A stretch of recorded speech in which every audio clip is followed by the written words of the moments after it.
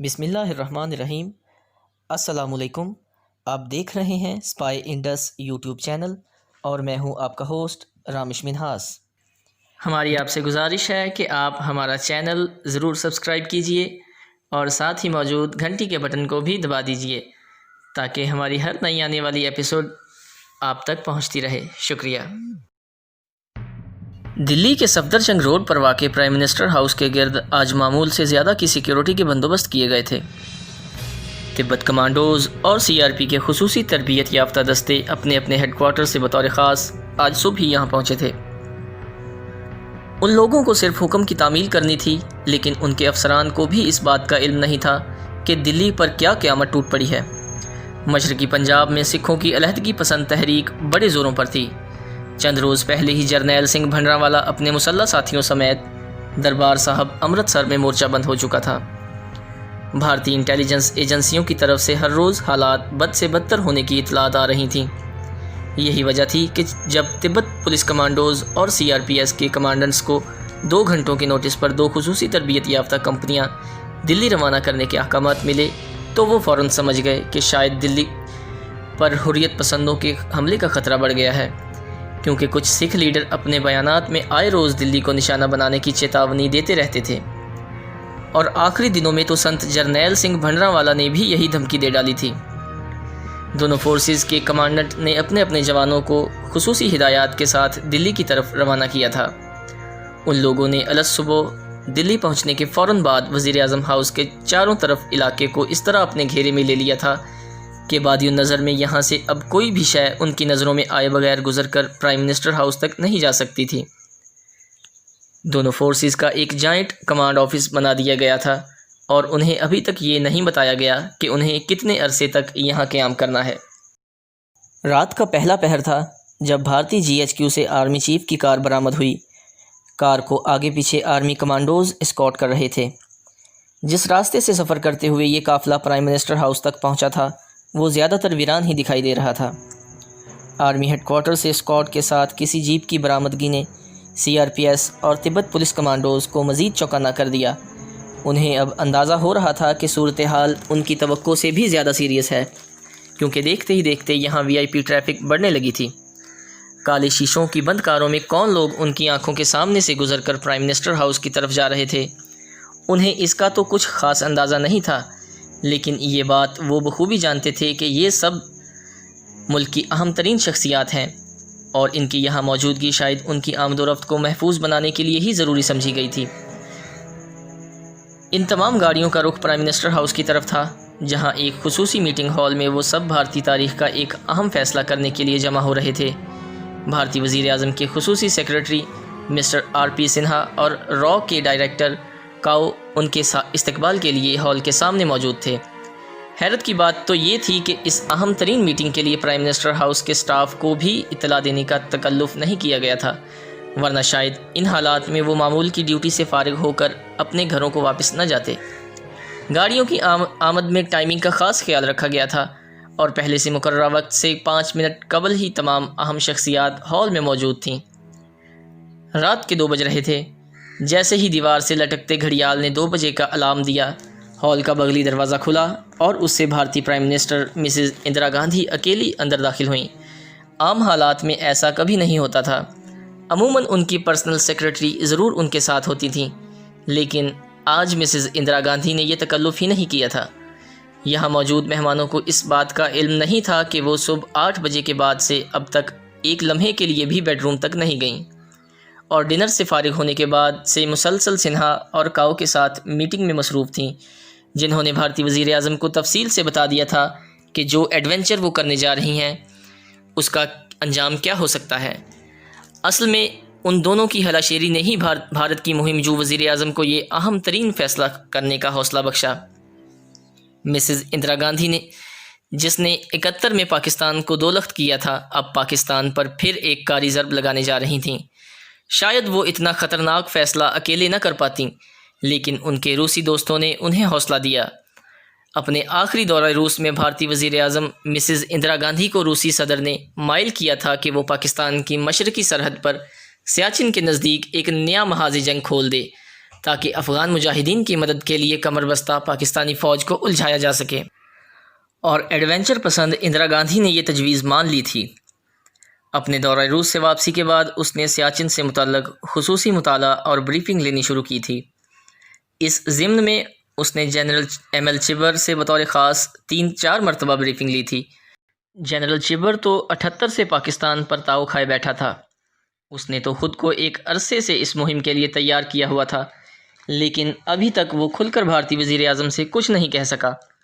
آخری ملاقات پر جب اچانک کسی بات پر مسکراتے ہوئے بھارتی وزیر اعظم نے یکدم سیریس ہو کر اس کی آنکھوں میں اپنی چھوٹی چھوٹی لیکن نیزے کی طرح مخاطب کے چہرے اور دل و دماغ میں پیوست ہو جانے والی آنکھوں سے جھانکتے ہوئے کہا، کیا ہمارے لیے اس اہم اور اسٹریٹجک علاقے پر قبضہ کرنا ممکن ہوگا؟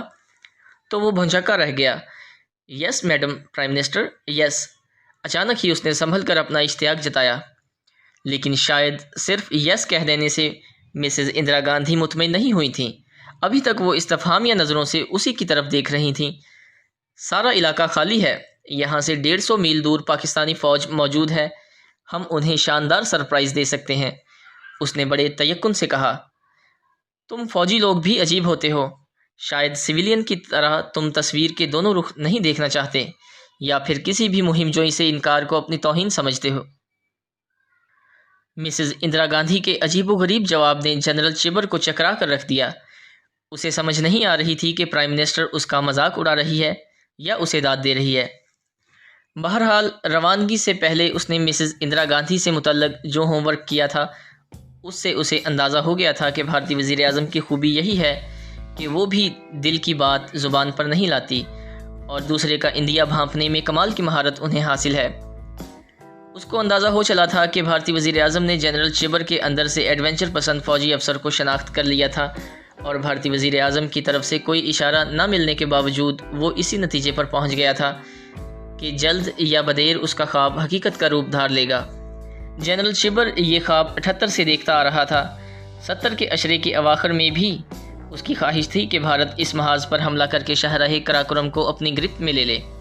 اس نے اپنی اس خواہش کو صرف خود تک محدود نہیں رکھا تھا، اسے عملی روپ دینے کے لیے بطور خاص 81 میں بھارتی فوج کے کئی افسران اور جوانوں کو دنیا کے منجمد بر اعظم انٹارکٹیکا بھیجا تھا۔ ان کی روانگی بلا مقصد نہیں تھی۔ بھارتی فوج کے ان افسران نے اپنے سینکڑوں جوانوں کے ساتھ مہینوں یہاں قیام کر کے بدترین حالات میں سرمائی جنگ کا تجربہ حاصل کیا تھا۔ جنرل چبر اس تجربے کو سیاچن پر آزمانا چاہتا تھا۔ Madam prime minister, Mrs Indira Gandhi کے دروازے پر پہنچتے ہی سنہا نے جو پہلے سے یہاں موجود تھا اپنی سیٹ پر کھڑے ہو کر کہا، اور اس کے منہ سے یہ الفاظ نکلتے ہی تمام حاضرین اپنی اپنی کرسیوں پر کھڑے ہو گئے۔ بھارتی وزیر اعظم نے دونوں ہاتھ جوڑتے ہوئے نمسکار کیا، اور جواب میں سب نے یک زبان ہو کر جے ہند کہا تھا۔ چند منٹ ایک دوسرے کی خیریت دریافت کرنے اور پنجاب میں سکھوں کی تازہ ترین صورتحال جاننے کے بعد مسز اندرا گاندھی نے آرمی چیف کی طرف دیکھ کر انہیں شاید آج کا موضوع یاد دلا دیا تھا، اور تھوڑی دیر بعد بھارتی فوج کے آرمی چیف نے مسز اندرا گاندھی کی کرسی کے دائیں طرف والی دیوار پر پہلے سے نصب نقشے کے سامنے پوزیشن سنبھال لی۔ اب وہ ایک چھوٹی سی چھڑی کی مدد سے حاضرین کو سیاچن کی پوزیشن سمجھا رہا تھا۔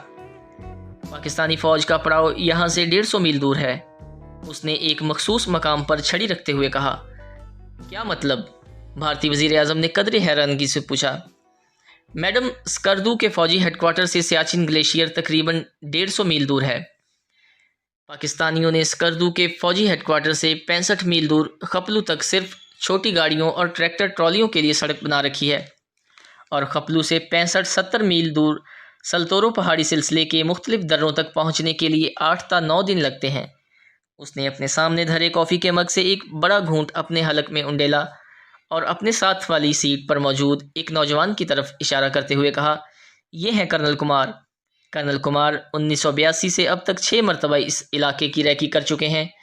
حال ہی میں انہوں نے آج سے صرف 15 روز پہلے اپنے 6 جوانوں کے ساتھ پاکستانی علاقے میں قریباً 60 کلومیٹر دور تک ریکی کی ہے۔ یہاں کی صورتحال پر وہ تفصیلاً بتائیں گے، کیونکہ میرے اس نوجوان ساتھی کے پاس فرسٹ ہینڈ ایکسپیرینس ہے۔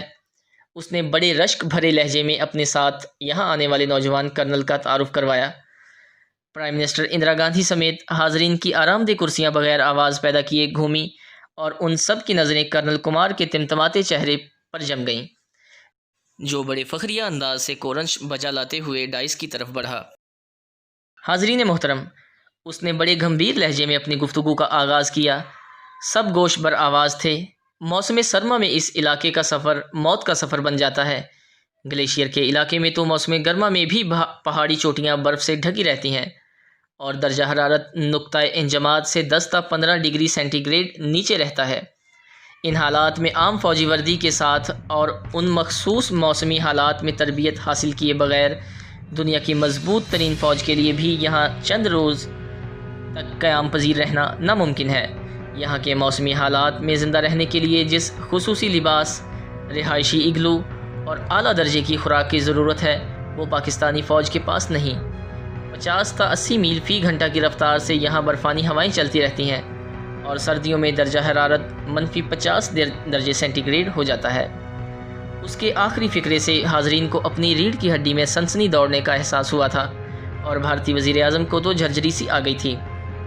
Madam prime minister, colonel Kumar نے براہ راست مسز اندرا گاندھی کو مخاطب کیا تھا، دنیا کی بہترین تربیت یافتہ فوج کے جوانوں کے پاس اگر اعلیٰ ترین اور گرم ترین وردی اور بوٹ بھی موجود ہوں تو بھی اس بات کی کوئی ضمانت نہیں کہ سردی سے ان کے ہاتھ پیر شل نہ ہو جائیں۔ جسم کا کوئی ایسا عضو جسے ڈھانپا نہ جائے سردی سے جھڑنے لگتا ہے، حتیٰ کہ آنکھوں پر بھی ہر وقت گہرے رنگدار شیشوں کی اینک چڑھائے رکھنا لازم ہے۔ بصورت دیگر برف کے طویل سلسلہ پر جب سورج کی روشنی پڑتی ہے تو اس کی چمک سے انسان کے اندھا ہو جانے کا خطرہ موجود رہتا ہے۔ کرنل کمار جب سیاچن گلیشیئر پر بریفنگ دے رہا تھا تو حاضرین کو پلکیں جھپکانا بھی شاید یاد نہیں رہا تھا۔ اس نے سلسلہ کلام جاری رکھا۔ عام طور پر 10,000 فٹ کی بلندی پر آکسیجن کی کمی کے اثرات آپ کے جسم پر ظاہر ہونا شروع ہو جاتے ہیں اور بلندی میں اضافے کے ساتھ ساتھ ان اثرات کی شدت بھی بڑھتی چلی جاتی ہے۔ 20,000 سے 22,000 فٹ کی بلندی پر بمشکل چند دن ہی زندہ رہنا ممکن ہے، البتہ آکسیجن کی وافر مقدار موجود ہو تو قیام کی مدت بڑھائی جا سکتی ہے۔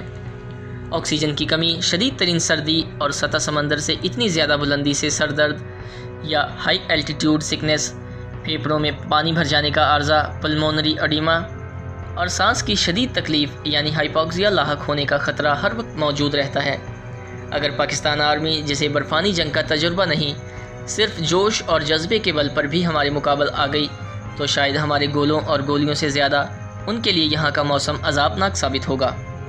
ایسا کوئی بھی عارضہ لاحق ہونے کے بعد مریض کو اگر چند منٹ کے اندر اندر اونچائی سے نیچے نہ اتارا جائے تو اس کی موت فوراً واقع ہو جاتی ہے۔ لیکن وہ لوگ پہلے سے آزاد کشمیر کے اونچے پہاڑی علاقے اور شمالی علاقہ جات میں موجود رہے ہیں۔ وزیر خارجہ نے اچانک ہی اس کی بات کاٹتے ہوئے کہا، سر، ہمارے سروے کے مطابق جو انٹیلیجنس رپورٹس کے ذریعے معلوم پڑا ہے، پاکستان کے آزاد کشمیر اور شمالی علاقہ جات میں بلند ترین محاذ جنگ اور ان کی کمانڈ پوسٹ کی اونچائی سطح سمندر سے 15,000 فٹ ہے، جبکہ سیاچن میں کوئی بھی پوسٹ 18,000 فٹ سے کم بلندی پر قائم کرنے کا کوئی فائدہ ہی نہیں ہوگا، کیونکہ اس طرح صحیح ڈھنگ سے دید بانی ہی نہیں ہو سکتی، جبکہ خصوصی طور پر پوسٹیں 21,000 فٹ کی بلندی پر بھی بنائی جائیں گی۔ اور جہاں تک سردی کی بات ہے تو شمالی علاقہ جات کی سردیوں کا سیاچن کی سردی سے مقابلہ کرنا ایسا ہی ہے جیسے ہم شملہ میں پڑنے والی سردی کا مقابلہ سائبیریا میں پڑنے والی سردی سے کرنے لگیں۔ کرنل کمار کی بریفنگ کا آخری فقرہ خاصا چبھتا ہوا تھا اور اس کی سب سے زیادہ چبھن بھارتی وزیر خارجہ ہی نے محسوس کی تھی۔ کرنل کمار اور اس سے پہلے آرمی چیف کی بریفنگ کے بعد اب اس علاقے سے متعلق کوئی انفارمیشن ایسی نہیں تھی جو ان عمائدین سلطنت تک منتقل نہ ہو گئی ہو۔ پاکستانی فوج کی پوزیشن، بھارتی فوج کی تربیتی اور اسلحی برتری پر بھارتی آرمی چیف نے کھل کر اظہار خیال کیا تھا۔ یہ بات تمام بریفنگ کرنے والوں کے ذہن میں پہلے سے موجود رہی تھی کہ ان کے سامنے ایک ہٹ دھرم اور اپنی بات کو منوانے کی عادی وزیر اعظم بیٹھی ہے، جس نے اپنے دماغ سے کوئی فیصلہ کرنے کے بعد ہی انہیں طلب کیا ہے۔ ہر بریفنگ دینے والا جانتا تھا کہ بھارتی وزیر اعظم کی عادت تھی وہ فیصلہ کرنے کے بعد ایسی اہم میٹنگز کا اہتمام صرف اتمام حجت کے لیے ہی کرتی تھیں اور اپنے کسی بھی فیصلے پر تنقید یا نہ سننے کی وہ عادی نہیں تھیں۔ یہی وجہ تھی کہ انہوں نے مسز اندرا گاندھی کے استفسارات کا جواب ان کی مرضی کے مطابق ہی دیا تھا۔ بھارتی آرمی چیف ایک تجربہ کار جرنیل تھا۔ اس کی ساری زندگی توپ و تفنگ کے سائے ہی میں گزری تھی۔ اس سے زیادہ کون اس بات کا اندازہ کر سکتا تھا کہ اس ایڈونچر کی بھارتی فوج کو کیا قیمت چکانا پڑے گی۔ وہ جانتا تھا کہ بھارتی کبھی سیاچن کے راستے شاہراہ قراقرم پر کنٹرول حاصل نہیں کر سکتے۔ دنیا کی کوئی فوج ایسا نہیں کر سکتی، لیکن اسے اس بات کا بھی علم تھا کہ مسز اندرا گاندھی کے اس فیصلے کے پیچھے روسی دباؤ موجود ہے، اور ان حالات میں بھارت روس کو ناراض کرنے کا خطرہ کبھی مول نہیں لے گا۔ ان سب سے بڑھ کر اہم بات یہ تھی کہ وہ خود اگلے 6 ماہ کے بعد ریٹائر ہونے جا رہا تھا۔ اس نے ساری سروس متنازع ہوئے بغیر گزاری تھی۔ اب آخری مرحلے پر وہ کیوں کسی کی ناراضگی کا خطرہ مول لے؟ اس لیے اس نے بھی جوابات بھارتی وزیر اعظم کی توقعات کے مطابق ہی دیے تھے۔ ایک پیشہ ور جرنیل کی حیثیت سے گو کہ وہ ایک ہی وقت میں 2 محاذ کھولنے کا خطرہ مول نہیں لے سکتا تھا۔ انٹیلیجنس رپورٹس بتا رہی تھیں کہ سکھوں کے مسئلے پر پاکستان سے جنگ کا خطرہ بڑھتا چلا جا رہا ہے۔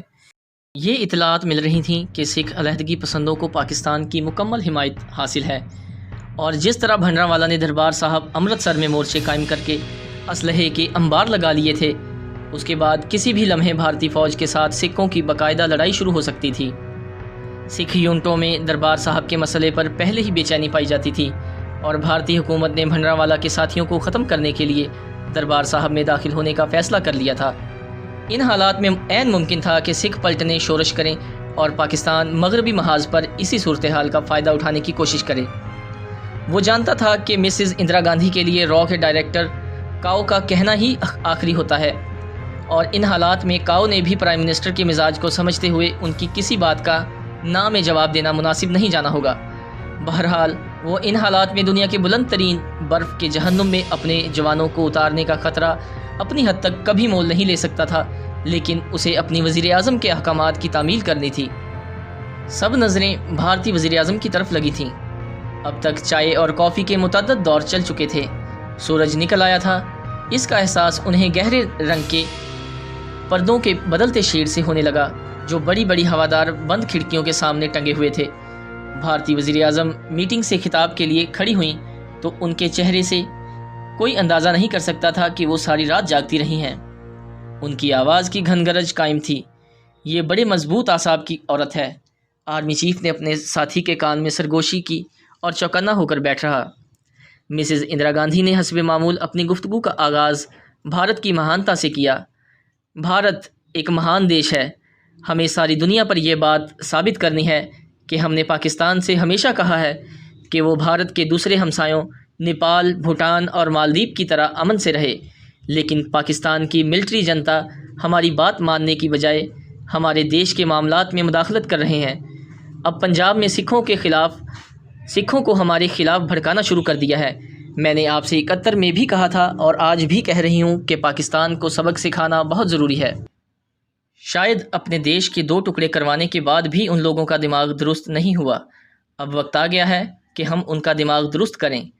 آپ لوگ ہمارے عظیم دوست روس کے احسانات فراموش نہیں کر سکتے۔ ہم نے پاکستان کے خلاف تمام جنگیں اسی کی مدد سے جیتی ہیں۔ آج ہماری دوستی کا بھی تقاضا ہے کہ ہم پاکستان کو سبق سکھائیں جو افغانستان میں اس کے خلاف مسائل پیدا کر رہا ہے۔ اس علاقے کی صورتحال پر آپ کو 2 روز پہلے بریفنگ مل چکی ہے۔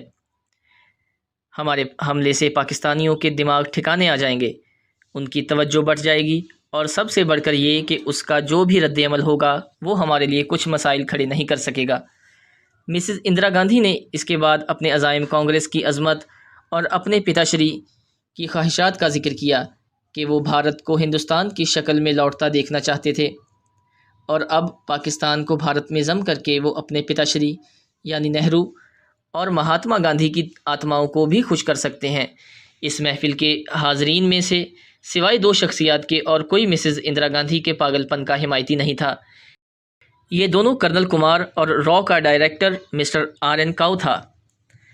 ان دونوں کو بھی مسز اندرا گاندھی کی طرح اتہاس کے پنوں پر اپنے نام لکھوانے کا بہت شوق تھا، لیکن یہ دونوں بھی بھارتی وزیر اعظم کی طرح یہ بات نہیں جانتے تھے کہ سیاچن میں مداخلت کی انہیں کیا قیمت ادا کرنی پڑے گی۔ وہ اس تباہی کا اندازہ نہیں لگا سکتے تھے جو بھارتی آرمی کا مقدر بننے والی تھی۔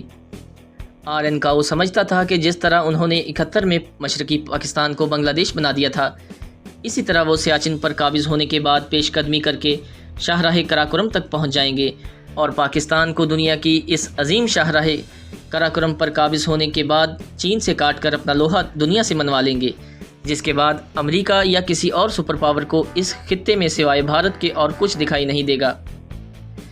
اس خطے کے سارے وسائل ان کی دسترس میں ہوں گے۔ جنوبی ایشیا کی سپر پاور وہ بن جائیں گے اور ساری دنیا میں کسی کو اگلے 100 سال تک بھارت کی طرف اشوکا کی عظیم سلطنت کی طرف آنکھ اٹھا کر دیکھنے کی ہمت نہیں ہوگی۔ All right general, go ahead.